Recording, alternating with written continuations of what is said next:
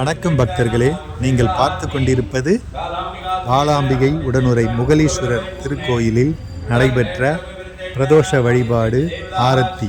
அனைவரும் கண்டுகளியுங்கள், இறைவனருளை பெறுங்கள். ஓம் நம சிவாய, ஓம் நம சிவாய, சிவாய நம.